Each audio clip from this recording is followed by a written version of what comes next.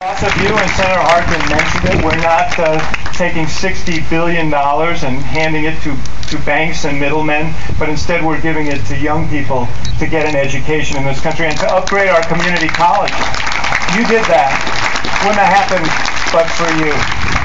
Because of you, we were able to overcome the power of Wall Street and pass a meaningful financial reform bill so that people won't get cheated by their credit card companies with hidden fees and penalties. And when you buy a mortgage, you don't have to worry about the fine print and find out a couple of years after you signed it that all of a sudden your interest rate has jumped up 2 and 3 and 4 points. That is exactly what happened in the years before this crisis, and it's one of the reasons we had a financial collapse. Because of you, we were able to return science to its rightful place and restore stem cell research. And let me assure you that we are not going to let that, we're not going to go backward. We're going to fight in the courts, in the Congress, to make sure that we move forward on stem cell research. As the Senator mentioned, because of you, we were able to pass the Lilly Ledbetter law that had languished for so long to establish the fundamental principle that men and women should be treated equally in the workplace. Because of you, we were able to fulfill the commitment to bring this war in Iraq to an end and bring our combat troops home by next year. All our troops will be home from Iraq because of you. And finally, because of you, we were able to stop the free fall that this economy was in when we got there on January 20th of 2009. I have to tell you, in the middle of December of 2008, we had a very chilling meeting in Chicago, and all our economists were together for the first time. And Christy Romer said to us, well, you know, she showed her charts and said this could be the deepest recession since the Great Depression. Larry Summers talked about what that would mean in terms of lost output in the economy and employment.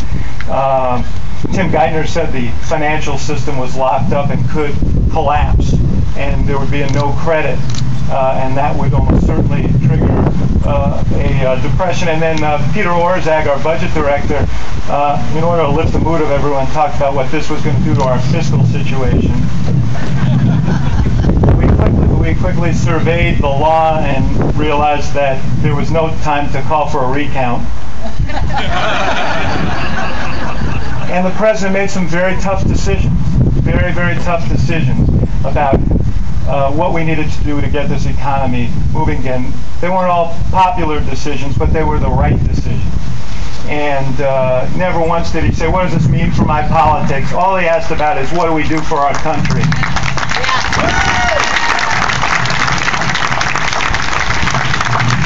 And as a result of that, as David mentioned, we are in a different place than we were 20 months ago, where we were losing 800,000 jobs a month. Now we've had 8 straight months of private sector job growth. It's not nearly enough. We have to keep on going. We have to keep on moving.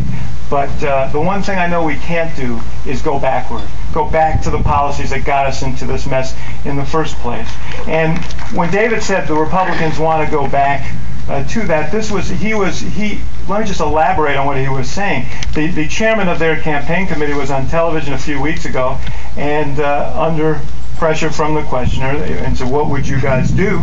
He said, we want to go back to the very same agenda that was in place before this president took office.